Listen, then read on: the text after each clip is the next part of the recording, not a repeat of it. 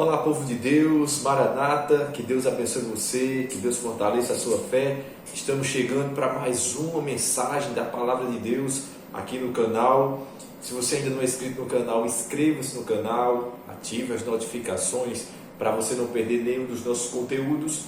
Deixe seu like para fortalecer o nosso trabalho aqui no YouTube e compartilhe o vídeo nas suas redes sociais. O tema da mensagem de hoje, a tentação no deserto. Você sabe que todos nós passamos por essa luta espiritual, a tentação. E há um texto, há um capítulo de forma muito especial que fala sobre esse assunto. Existem vários outros na Bíblia que falam, várias outras passagens, mas eu escolhi essa daqui porque ela fala de um conflito cósmico, de um conflito entre o bem e o mal que foi experimentado de maneira muito forte pelo próprio Senhor Jesus. Eu estou falando do capítulo 4 do livro do Evangelho de Mateus. Antes de começarmos a estudar essa passagem, eu gostaria de convidá-lo a orar comigo. Vamos pedir a bênção de Deus para o tema fazer sentido, para a palavra entrar no nosso coração, para a gente ser transformado, para a gente ser fortalecido na fé. Eu tenho certeza que todos nós que sofremos em meio a lutas contra as tentações, vamos ter uma força a mais a partir desse momento que teremos de comunhão com Deus através da sua palavra. Amém? Então vamos juntos orar. Santo Deus e eterno Pai, a tua palavra está aberta. Queremos rogar ao Senhor que o Senhor venha a nos cobrir de graça, de misericórdia, de justiça do Senhor Jesus. Que o Senhor possa nos ajudar em meio às tentações e através dessa leitura que vamos fazer, possamos juntos entender como funciona o processo da resistência à tentação e que meios nós podemos usar para escapar da tentação. Nós oramos em nome de Jesus. Amém e amém. Queridos, abra sua Bíblia em Mateus capítulo 4 e aqui fala sobre a tentação de Jesus, por isso o título desse vídeo de hoje é a tentação no deserto da tentação, ok? No deserto da tentação. Começando aqui no capítulo 4, verso 1 em diante, vai dizer o seguinte: a seguir foi Jesus levado pelo Espírito ao deserto para ser tentado pelo diabo. Aqui é a sequência pós-batismo. Jesus ele é batizado, aqui nos versos, o relato do batismo de Jesus é apresentado no capítulo 3, dos versos 13 até o verso 17. E aí vem o capítulo 4 com o verso 1, que acabei de ler, que vai dizer: a seguir, ou seja, após o batismo de Jesus, Jesus foi levado pelo Espírito Santo para o deserto. Então veja que interessante. Quem conduziu Jesus para o deserto? O Espírito Santo. Então, se o Espírito Santo conduziu Jesus para o deserto pós-batismo, isso significa, isso deixa-nos a entender, nos dá a entender de que a ida ao deserto faz parte do processo do preparo do caráter cristão. Você compreende isso? Então, a ida para o deserto faz parte do desenvolvimento de um caráter cristão. E olha, o desenvolvimento do caráter cristão tem a ver com a resistência, tem a ver também, entre outras coisas, com a resistência às tentações. Nós precisamos resistir às tentações do diabo.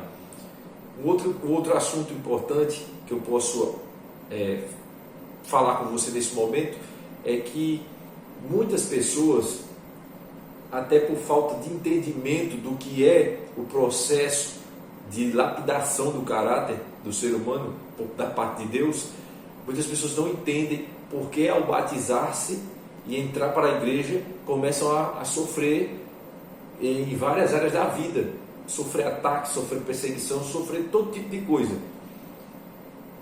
Isso é o deserto. Isso é as coisas que fazem parte da vida daqueles que estão caminhando no deserto. O deserto não é um lugar de conforto, um lugar só de bênçãos materiais. tá, sabe? Não é um mar de rosas, como dizem por aí. O deserto é um lugar de dificuldades, de muito calor, de muito frio, de escassez de alimento, de escassez de água, de perigo, né? Perigo com animais peçonhentos e outros mais. Ou seja, é um risco para a vida de alguém permanecer muito tempo no deserto. Então o deserto é um símbolo de provação, um símbolo de dificuldades, de luta. Então o Espírito Santo leva Jesus para o deserto. Olha o que diz o verso 2. E depois de jejuar 40 dias e 40 noites, teve fome. Olha só que interessante. Olha aonde o jejum entra. Olha a importância do jejum no preparo para enfrentar as dificuldades do deserto dessa vida. Jesus foi levado para o deserto pelo Espírito Santo, e nessa hora que ele está no deserto, ele fica, de acordo com o verso 2, jejuando 40 dias e 40 noites. E o jejum ele é muito importante, porque o jejum ele trabalha o domínio próprio. Como diz a irmã White, quando ela comenta assim, aquele que domina o apetite, ele é capaz de resistir a toda e qualquer outra tentação. A tentação mais forte para o ser humano é o apetite. Você percebe que Adão e Eva caiu nisso aí. Então, o apetite é um ponto fraco, muito assim, evidente na raça humana. E Jesus, ele, através do Espírito Santo guiando ele nos mostra que é importante jejuar, porque o jejum é um ato de treinar a nossa resistência às tentações. Entende? É um preparo para o domínio próprio. Ter vontade de comer e se segurar, porque está em um período de jejum, é um exercício de domínio próprio. Olha que bênção extraordinária no jejum, entre outras mais que envolve o jejum, mas eu queria frisar nesse ponto. Por isso eu pergunto, eu e você temos separado pelo menos um dia da semana para jejuar? Nós precisamos fazer isso para que a gente possa trabalhar o nosso domínio próprio, para a gente poder resistir às tentações. Jesus fez isso aqui nos dando exemplo. Lembre-se que cada palavra, cada atitude, cada feito do Senhor Jesus é para o nosso exemplo, para que a gente possa, ele é o nosso maior exemplo para a gente seguir. Olha o que diz o verso 3. Quando Jesus ele teve fome, né, depois dos 40 dias jejuando, então o tentador, no verso 3, aproximando-se, lhe disse: se és filho de Deus, manda que estas pedras se transformem em pães. Então perceba, alguns pontos aqui para a gente avaliar. O tentador sempre se aproxima.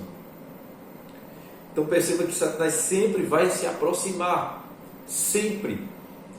E nesse aproximar-se, ele não vem de mãos vazias, ele vem com ofertas, ele vem com coisas para oferecer, com seduções. E que seduções, que ofertas são essas que ele vem fazer para mim, para você, assim como fez para o Senhor Jesus aqui? Ele vai vir já com uma coisa pronta para meio que saciar aquele desejo, aquela necessidade que você está ali. No caso aqui foi a fome. E ele diz se ou seja, lança ainda uma dúvida no coração de Cristo, se és filho de Deus. Mas como não poderia ser filho de Deus? Como Jesus duvidaria disso? Se no verso 17 do capítulo 3 foi dito: e eis uma voz do céu que diz: este é o meu filho amado, a quem me comprazo. Então Deus já tinha confirmado, Deus o Pai já tinha confirmado no capítulo 3, verso 17 de Mateus, que Jesus era filho. Mas o diabo ele vem colocando dúvidas. Então cuidado, que o diabo ele trabalha também com esse colocar dúvida na mente humana. Será que é assim mesmo? Será que é desse jeito que a Bíblia está dizendo? Será que não foi alguém que inventou e colocou aqui? Será que esse ensinamento está correto mesmo? Então cuidado com o diabo, porque ele distorce muito a verdade. E nesse verso 3 aqui, você percebe que ele lançou a dúvida para o Senhor Jesus. Se tu és filho de Deus, transforma as pedras em pães. Ou seja, ele apelou para que Jesus duvidasse de Deus e usasse os seus poderes ali na hora para benefício próprio, para cessar o jejum, para transformar pedras em pães. Quantas vezes eu e você não estamos sendo tentados dessa forma? Olha, tu não é filho de Deus, tu não é batizado na igreja, então faz assim, assim, assim. E aí ele vai dando sugestões. E infelizmente muitas vezes nós temos seguido as sugestões de Satanás. Nós precisamos observar, vigiar e orar para percebermos quais as vozes que devemos seguir. Devemos seguir a voz do Espírito Santo e não a voz de Satanás, através de suas sugestões sorrateiras. Vamos continuando um pouco mais para que a gente possa clarear mais o entendimento sobre isso. Olha o que diz o verso 4. Jesus, porém, respondeu. E aí, essa resposta de Jesus aqui é o ponto principal da mensagem de hoje. Jesus respondeu: está escrito. Olha só, está escrito: não só de pão viverá o homem, mas de toda a palavra que procede da boca de Deus. Amém? Jesus rebate o ataque de Satanás com as Escrituras, com a palavra de Deus, confiando na palavra de Deus, nos mostrando que o que vale é o que está escrito.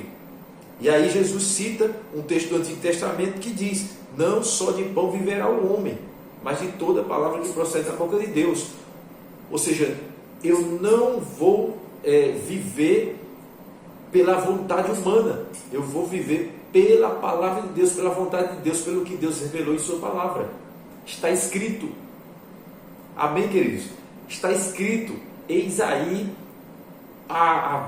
o escape, eis aí o meio de resistir a Satanás, é ficar firme, fiel, bater o pé no está escrito. A palavra disse assim, é desse jeito que eu vou fazer. Olha o que o texto ainda diz, verso 5, mais uma tentativa do diabo. Então o diabo o levou à cidade santa, Jerusalém, né? E colocou sobre o pináculo do templo. Levou Jesus ao pináculo do templo e lhe disse: se és filho de Deus, olha, continua jogando a dúvida em Cristo. Atira-te abaixo, porque está escrito. Opa! Então você agora percebe que Satanás agora lança mão de utilizar a Bíblia também. Satanás agora começa a utilizar os escritos, as escrituras também. Só que qual foi a diferença de Satanás usando a Bíblia para Jesus usando a Bíblia?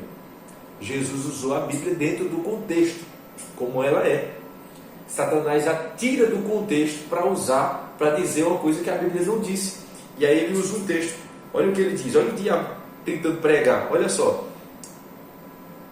E disse-lhe: se és filho de Deus, estou lendo o verso 6, né? Atira-te abaixo, porque está escrito: aos seus anjos ordenará o teu respeito, e que te guardem, e eles te sustentarão nas suas mãos, para não tropeçares em alguma pedra.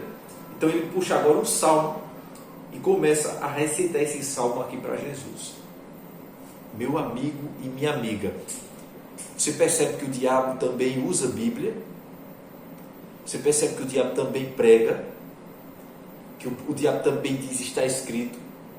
Agora, como que a gente vai saber se aquilo que o diabo, através de pessoas, hoje em dia, né? Aqui foi ele pessoalmente, mas hoje em dia ele usa pessoas. Como é que a gente vai saber se a pessoa que está ensinando Bíblia realmente está ensinando o que realmente a Bíblia diz? Meu amigo, se estiver escrito no contexto, de acordo com um contexto amplo das Escrituras, então é da palavra de Deus. Se esse ensino está conflitando com os demais conceitos da Bíblia sobre tal assunto, então foi algo que foi tirado do contexto. E isso aí não é difícil de detectar. Ok? Então, quando o diabo hoje em dia ele quer aplicar o está escrito distorcido, fora do contexto, e com isso engana milhões e milhões de pessoas por aí afora, nós precisamos olhar o contexto geral das Escrituras. O que as Escrituras, de maneira geral, falam sobre esse assunto. Porque senão você vai cair no conto da carochinha, onde muitos pegam um texto e criam uma teologia em um verso só da Bíblia. Não existe isso. Você tem que ter um contexto amplo, um contexto geral, com vários textos do Antigo Testamento e do Novo, que falam do mesmo assunto, para você ter uma visão mais abrangente do assunto e possa realmente dizer, é isso que é assim diz o Senhor, é isso que o Senhor disse. Então você percebe que o diabo também tem os seus métodos de pregação da Bíblia. Então nós temos que ter cuidado com isso aí. Por isso que o Senhor Jesus disse, no capítulo 24 do mesmo evangelho aqui, o de Mateus, que nós temos que ter cuidado com os falsos profetas. Ok? E o texto do verso 7 vai dizer o seguinte agora: respondeu Jesus. Olha como Jesus responde a uma falsa pregação feita por Satanás. Respondeu Jesus: também está escrito, não tentarás o Senhor teu Deus. Duas coisas aqui para avaliar. A primeira, Jesus responde à falsa pregação, não com discussão, com gritaria, e etc, ou coisa parecida. Jesus, ele responde à falsa pregação com a pregação verdadeira. Um outro assunto um outro ponto, melhor dizendo, que eu quero frisar desse texto, número 7, é que Jesus diz que as Escrituras dizem, não tentarás o Senhor teu Deus. Quem é que está sendo tentado aqui nesse contexto? É Cristo Jesus. Então o próprio Jesus está se identificando como Deus. Porque quem está sendo tentado pelo diabo aqui é Jesus. E Jesus usa as Escrituras para dizer, não tentarás o Senhor teu Deus. É como se Jesus estivesse dizendo, eu sou Deus, Satanás, e você está tentando me tentar. Você está me tentando aqui. Ninguém pode tentar Deus. Deus não tenta ninguém, nem é tentado, como diz as Escrituras. Então Jesus, ele se identifica como um ser divino aqui, e ele mostra mais uma vez que não devemos abrir mão do está escrito. Não devemos abrir mão do está escrito.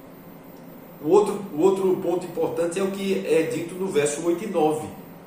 E olha só o que diz: levou o diabo, ou seja, agora vai ser a última tentativa dele. Levou ainda o diabo a um monte muito alto e mostrou-lhe todos os reinos do mundo e a glória deles. Um pouquinho aqui, irmãos. Satanás tem a sua mais poderosa sedução para o ser humano. Ele, sabendo que Cristo estava em forma humana, ele apelou para essa sedução. E qual é ela? A glória do mundo. É por isso que as Escrituras dizem que nós não devemos amar o mundo e as coisas que há no mundo, porque as coisas que há no mundo são corruptíveis. Elas corrompem. Então perceba que Satanás utiliza a glória do mundo, o glamour, o sucesso, a prosperidade do mundo, para tentar derrubar Jesus a todo custo. Isso nos ensina que ele, Satanás, também lança sobre nós, como seres humanos, esse tipo de tentação. Ele manda sobre mim e sobre você essas ofertas de satisfação, de prazer com relação às coisas do mundo, a glória do mundo, as luzes do mundo, né? As coisas que as pessoas fazem, que as pessoas usam, que as pessoas comem, que as pessoas bebem, os lugares, as atrações do mundo. Então Satanás continua lançando essa sedução sobre todos nós. E aí vem o verso 9 e diz: e lhes disse, tudo isso te darei, se prostrado me adorares. Olha que fala pesada do diabo aqui no verso 9. toda a glória do mundo, o glamour, todos os benefícios do mundo eu vou lhe dar se você se envolver em uma adoração a mim. Satanás, ele buscou adoração no céu e ele continua aqui na terra buscando adoração. Se eu pudesse resumir para mim, para você aqui, em uma palavra só, o grande conflito entre o bem e o mal, eu diria que ele pode ser resumido na palavra adoração. A adoração é a nota tônica do grande conflito. Quem deve ser adorado? O Deus verdadeiro, nosso Senhor Jesus, ou a Satanás? Satanás, ele queria aqui que Jesus o adorasse. E ele lança a mesma proposta, a mesma coisa às nações hoje em dia. As pessoas, da mais rica até a mais pobre, do mais destacável ao mais anônimo. Ele tenta de todas as formas envolver todas as pessoas, não importa o credo religioso, não importa a classe social, não importa a opção sexual, não importa. Ele quer que todo mundo se envolva em uma adoração a ele. Inclusive, se você estudar o livro do Apocalipse, juntamente com Daniel, você vai perceber isso aí. Satanás seduzindo as pessoas para se envolver numa adoração a Satanás. Então veja, ele pede aqui de maneira muito sutil para que Jesus o adorasse. Agora, Jesus toma uma atitude aqui que não é diferente das que ele tomou até agora, que é, mais uma vez eu digo e repito para você aqui, é o que eu e você devemos fazer para escapar desses últimos enganos que permeiam o tempo do fim. E olha o que o Senhor Jesus disse no verso 10. Então Jesus lhe ordenou: retira-te, Satanás, porque está escrito. Amém? Está escrito, irmãos. Tem que usar o está escrito, tem que ir pela Bíblia. Não devemos nos envolver com falsas adorações que não têm base bíblica. Ao Senhor teu Deus adorarás e só a Ele darás culto. Amém? Somente a Deus, o verdadeiro Deus, você vai adorar e vai dar culto, vai cultuar. Então, Jesus dá primeiro uma ordem: retira-te daqui, vai embora, porque está escrito. Está escrito. Queridos irmãos, quando Jesus toma essa decisão e o diabo se retira, olha o que acontece. Olha o que acontece na vida de Jesus nessa ocasião e o que pode acontecer comigo e com você também quando a gente resistir ao tentador com base no está escrito, fiéis à Bíblia. Olha o que ele diz no verso 11: com isto o diabo o deixou, e eis que vieram anjos e serviram. Amém? Então o diabo rapou fora, foi embora, e aí os anjos do céu veio servir a Jesus, atender às suas necessidades, fortalecer ele. Assim é conosco. Quando a gente resiste ao diabo, que ele vai embora, o céu nos abençoa, nos aprova, passamos mais uma vez pela prova, nos fortalecemos na fé. Os anjos do céu vêm em nosso auxílio, nos dá força novamente, como se fosse um corredor que está ali numa maratona e de repente ele tem o auxílio de alguns da equipe de apoio ali com água para ele se hidratar e carrega ele se caso ele não estiver conseguindo terminar a corrida e leva e cuida. Assim os anjos do céu são enviados para cuidar de todos aqueles que estão lutando contra a tentação com base no que está escrito. Amém, meus irmãos? É isso. Por isso eu amo a Bíblia. Por isso você deve amar a Bíblia. Por isso é tão gostoso ler a Bíblia. Porque só tem como eu e você dizer está escrito para as tentações do diabo se nós estivermos lendo a Bíblia, estudando a Bíblia todos os dias. E mais de uma vez por dia. Você tem lido a Bíblia? Você tem lido o Espírito de Profecia? Algum livro do Espírito de Profecia? Você tem estudado a lição da escola sabatina? Você tem lido algum material teológico da verdade? Você tem ensinado esse livro sagrado a outras pessoas, tem dado um estudo bíblico, tem compartilhado a palavra de Deus nas suas redes sociais? O que é que você tem feito? Você tem usado seu Instagram para abençoar as pessoas com a pregação do Evangelho? Tem usado o seu WhatsApp? Tem usado o seu Twitter? Ou qualquer outra rede social? Existem tantas, não é, hoje em dia. Você tem feito isso? Se não, chegou o momento de fazer. Veja, Jesus nos mostra no capítulo 4, no deserto da tentação, capítulo 4 de Mateus, que a vitória está disponível para cada um de nós se fizermos os mesmos passos que Jesus fez.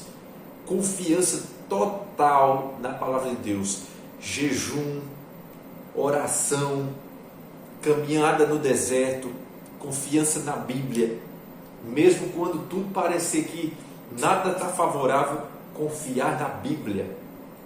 A Bíblia é o único livro que eu e você podemos ter como Deus em nossa vida, como se fosse o próprio Deus caminhando conosco. Quando a gente lê a Bíblia, cada vez que a gente lê a Bíblia, é como se Deus estivesse conosco, falando de manhã, à tarde, à noite, na madrugada, não importa o momento, não importa o lugar. Toda vez que você se apega a esse livro e vai estudar ele, é como se você estivesse sentado frente a frente com Jesus, ouvindo do próprio Jesus o caminho, a verdade e a vida. Amém? É isso.